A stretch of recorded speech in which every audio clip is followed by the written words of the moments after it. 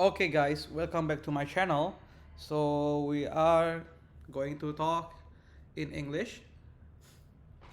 So, this study case of me versus Stephen Nathaniel Kodiat. Both of us have a dispute, and Stephen Nathaniel Kodiat was alleged with a lot of articles, some kind of criminal law against me. So, I also have the Somasi as a service. This is the display of the Somasi as a service and to generate the legal notice. So, when algorithm play lawyer, study case of Stephen Nathaniel Kodiat, this is the study case. This is a real one, and this is not for defamations. This is for the analysis, for learning. So, the hidden catastrophe of AI generated legal response and the lessons from a real Indonesian defamation dispute, there is a peculiar arrogance that has emerged in the age of large language models. The belief that because of AI can sound like a lawyer, it is one. This belief is not merely naive. In the context of formal legal proceedings, it is dangerous, and the consequences are playing out in real disputes right now. This article is not polemic against AI. I build AI powered infrastructure for a living. I believe deeply in the democratizing potential of intelligent systems. But democratization without discipline is just chaos wearing a press release. Now, nowhere is this more urgent than in the application of AI to legal matters, specifically to the drafting and the delivery of legal notice, counter responses, and defense strategies. Okay, what AI does well and why that is precisely the danger. LLM are extraordinarily good at producing text that is structurally coherent, rhetorically persuasive, and superficially authoritative. They can cite real statutes, reference real case law, and construct arguments that feel airtight. This is the core of the problem. Legal proficiency is not about sounding authoritative, it is about identifying the precise legal elements that must be proven in a specific jurisdiction. Understanding the procedural posture of case, knowing what not to say, anticipating how a judge will read every sentence, and managing the interplay between civil liability, criminal liability, evidentiary burden simultaneously. AI trained on general legal text have no contextual awareness of the specific fact of your case, no accountability for their outputs, and no professional license at stake. They optimize for plausibility, not for legal soundness in your specific jurisdiction. The Dunning-Kruger amplifier, the most dangerous of user of AI-generated legal advice, is not an uninformed person who knows they are uninformed. It is moderately sophisticated person who has absorbed enough legal vocabulary to feel confidence, who then use AI to produce documents that reinforce that false confidence. Kritik sarkastik dilindungi hukum. Postingan saya bersifat kritik sarkastis terhadap pernyataan dan perilaku publik pembeli somasi. Kebebasan pendapat dan berekspresi dijamin oleh pasal 28E ayat 3 UUD 1945 serta pasal 19 ICCPR yang telah diratifikasi Indonesia melalui Undang-Undang Nomor 12 Tahun 2005. Memberikan tanggapan kritik terhadap konten publik seorang bukan merupakan pencemaran baik. This person cite the Indonesian Constitution article, and they will do so in ways that are technically accurate in isolation and strategically catastrophic in context. This is not hypothetical, this is what I observe. Look at this.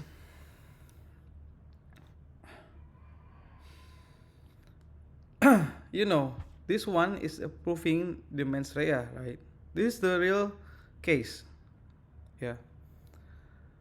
So the document was on its surface is impressive. It was also on forensic examination a near complete gift to the opposing party. All factual claims referenced here are drawn from documents already filed and exchanged in formal proceedings. This analysis is published in the public list of AI governance education. Oke. Okay. Analis mendalam pengakuan implisit mens rea melalui kutipan UUD gitu. Teman kritis, Stephen mengutip pasal 28E ayat 3 gitu. Pasal 19 ICCPR sebagai pembelaan. Kutipan ini justru membuktikan mens rea, pengakuan implisit, postingan ala kritik, sarkasme gitu. Pengakuan itu bukti pengetahuan atau knowledge bahwa postingan tersebut bersifat menyerang karakter pribadi, dirancang untuk mengolok-olok, merendahkan, bukan merupakan informasi faktual atau kritik konstruktif karena sarkas. Gitu. Mens rea dalam pencemaran nama baik undang-undang, gitu kan. Astaga, aktus teus perbuatannya menyebarkan informasi elektronik. Stephen melakukan itu. Mens rea, niat atau pengetahuan jahat, ngakuin sendiri gitu. Ketika mengatakan postingan saya adalah bentuk sarkastis, Stephen mengakui mens rea. Sarkasme adalah bentuk komunikasi yang deliberate dan aware. Sarkasme dirancang untuk melukai atau merendahkan. Ya ampun Stephen, pasal 433 sudah terbukti ya guys ya, pencemaran nama baik. Sekarang kita tinggal 434. Itu merendahkan tuh 436 sebenarnya sih ya. 436. Oke. Astaga ya guys ya. This is the problem. That's the mens rea. So he stated that his action is a sarcasm against me, citing the article 28A and then verse number 3. That's the mens rea because he deliberately said that it is a sarcasm. Sarcasm is the way to attack persons personally. The lesson: AI excellent at constructing arguments in isolation. It cannot evaluate the strategic cost of those arguments when read against the totality of the fact. Bro, that's the problem. Failure number 2, misapplying constitutional doctrine. Yeah. Doctrine of the limits of the rights, and then there's an epistemologist. I don't know, man, about this one. The response cited that one, which guarantees every person the right to protection of personal honor and dignity, from the 28G, verse number 1.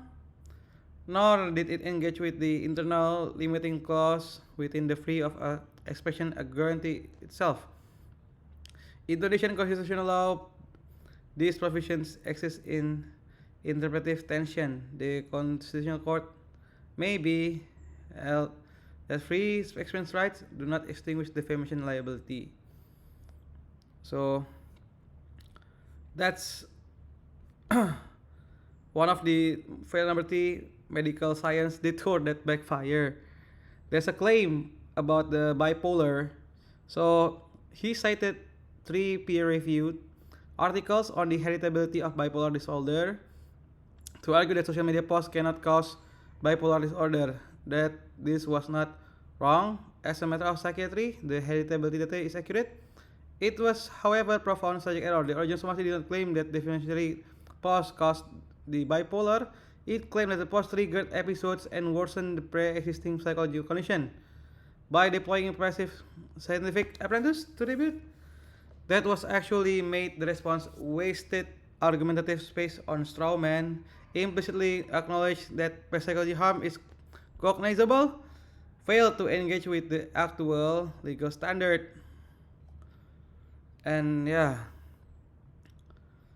I don't know, man.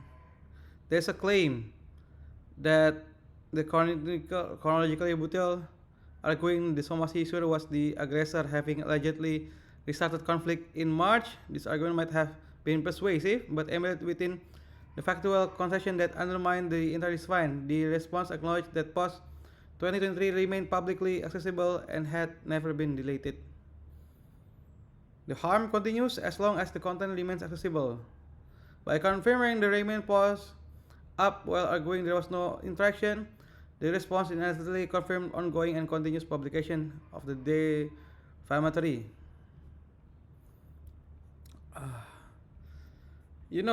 This one is the Dunning-Kruger in the formal proceeding.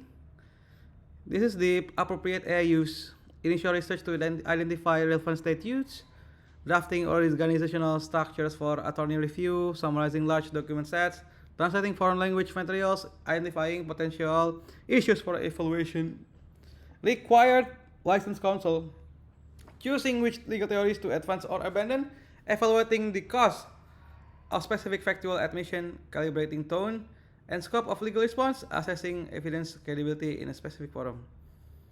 And for individuals for facing the legal disputes, consult a licensed attorney before drafting any formal response to legal notice.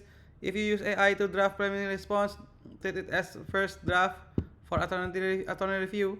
Understand that every sentence is illegal in legal domain can become evidence.